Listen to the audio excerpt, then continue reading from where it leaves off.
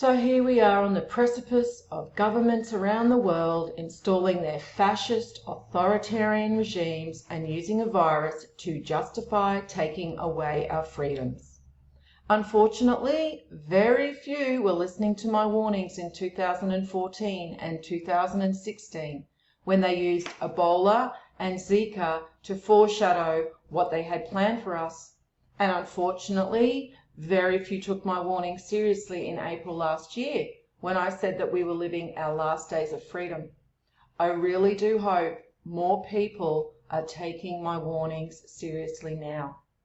Unfortunately, most people don't want to hear the ugly truth. Even now, people who proclaim they are awake delude themselves that they have some kind of power to resist what's coming for us. They believe taking to the streets to wave around some signs and yell slogans is all it's going to take to defeat evil. Well, I have some news for these people, and it's all bad. You already live in their digital prison. You just haven't acknowledged it yet. All they have to do to take away what little power we delude ourselves we have is shut down the internet and turn off the phone towers. And don't worry, that's exactly what they have planned for us, probably as soon as next year when we can see how fast things are escalating now. When the internet is rebooted, it will look very different to what it does now. To start with, we will all have an internet ID, and all social media outlets will be nationalised. Our controllers will claim they had to do this for our own good, because there was just so much misinformation and it was just radicalizing too many people who were becoming a massive danger to society. And the new internet transparency will now allow them to protect us from these dangerous extremists and disinformation agents.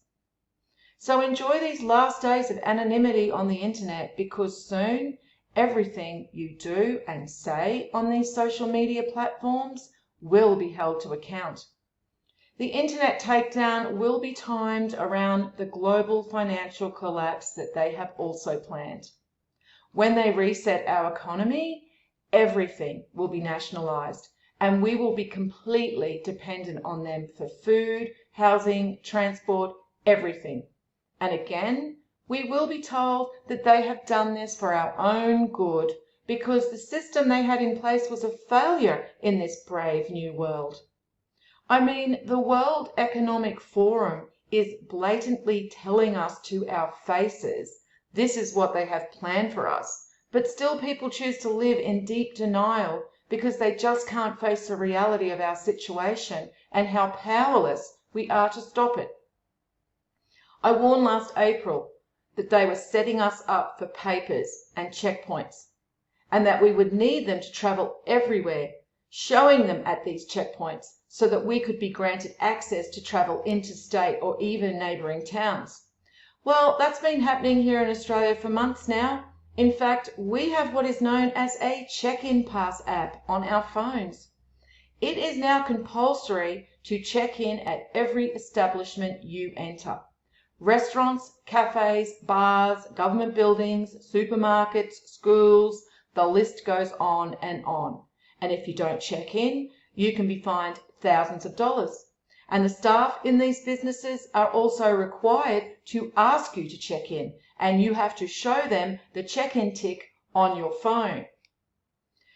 Some of the more populated Australian states have been locked down for months now, and that includes curfews where nobody is allowed out from 9 p.m. until 6 a.m. in the morning.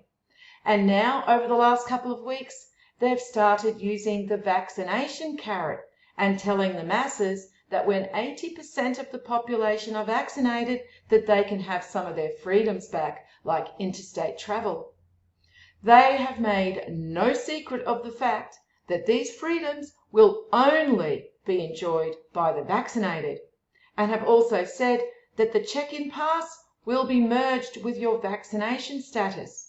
So essentially, when you go to check in to the supermarket and you aren't vaxxed, it will come up with a big red cross telling you that you are not allowed to enter. We also have the New South Wales Chief Health Officer telling us to get used to living this way because it's never going away. The virus is always going to be with us, and we have to learn to live with it and expect regular booster shots to protect us from the never-ending variants. It's no secret that the boot has come down hard on the faces of Australians a lot faster than other countries. But don't fool yourselves that we aren't just the beta test for what's coming for everybody else. Yes, it's dark, but I have been warning for years that things were going to get dark and we needed to prepare ourselves mentally and emotionally more than physically. And the truth is, we haven't even seen the darkest they have planned for us. Unfortunately, a lot of people can't handle these truths. They would rather listen to channels that dish out truckloads of hopium and tell them it's all going to be okay. We just need to wake everybody up. Unfortunately, what a lot of these newly awake people don't realise is that the sheeps don't want to wake up. And I know this because I was them a decade ago, uploading endless videos, shouting and trying to rouse people from their slumber, only to be insulted, attacked or ridiculed by people like them. These newly awake believe themselves to be in full possession of the truth because they watch alternative media outlets and prepper channels who all tell them what they want to hear. They live in this delusion that they will all come together off social media in like-minded communities and grow little veggie gardens and trade supplies and precious metals. Of course, to those of us who have been paying attention for the last decade and made peace with the cold, hard, ugly truth we find ourselves now fast approaching, this belief they have is total delusion and will never play out that way.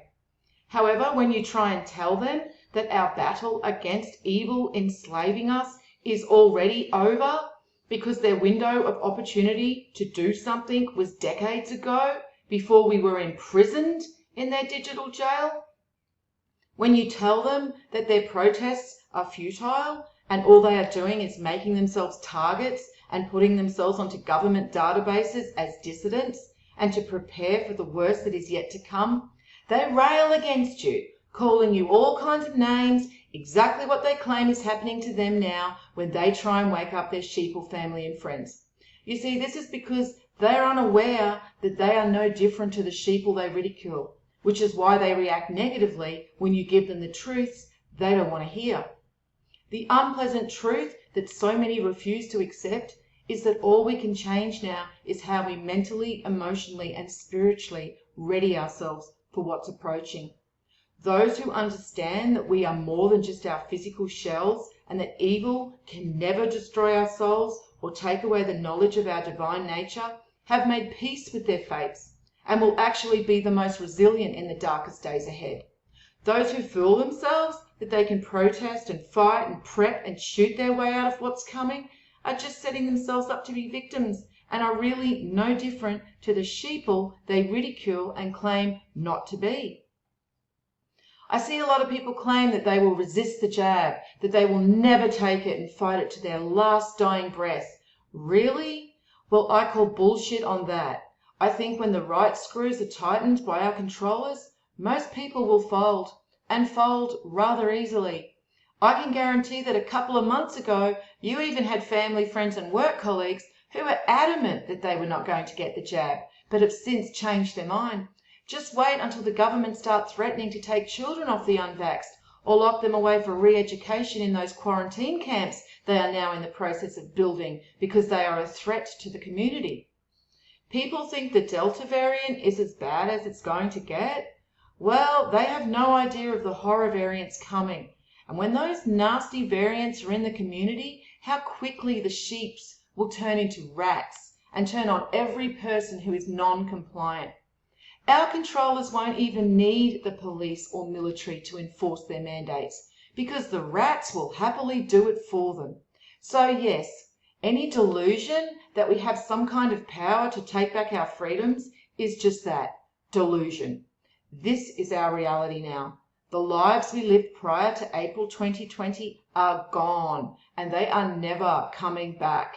The problem is Most people think they're living in some kind of Hollywood movie where the last 10 minutes we're all going to come together and magically defeat evil. The problem is, most people can no longer determine fantasy from reality, and that's all by design too, and why the government are so heavily invested in the movie industry. I'm also observing more intense earth changes. There has been a huge uptick in volcanic activity, and severe rain events are increasing too. What happened in Germany a couple of months ago was the absolute definition of biblical, and we will continue to see these types of weather anomalies as we move towards the tipping point. We are also continuing to see huge temperature swings and a lot more cold anomalies, with this coming winter shaping up to be just as brutal, if not more brutal, than last year. Are you listening now, Texas? I have made several videos regarding the Ragnarok prophecy of the 3 brutal winters before Fimbulwinter, and I admit my timing has missed the mark, and I have called it too soon in previous years after observing some cold anomalies. But after what happened last year, I am willing to go on record to say that we very well could be in the process of these 3 brutal winters right now, and that last winter was the first of them. So keep those gas heaters full and firewood supplies well stocked, because you absolutely cannot count on your government or the electricity grid to keep you and your family safe and warm. So I decided a while ago that I wouldn't upload videos like this regularly anymore, because really I feel I have said everything there is to say. And yes, while ranting and raging against what's happening feels good in the moment, it really doesn't change anything.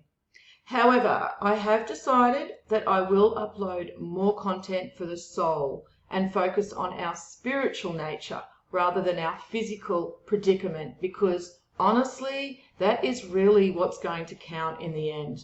Remember, while they may have control over our physical body and physical situation, they can never destroy our souls or take away the knowledge we have of our true selves.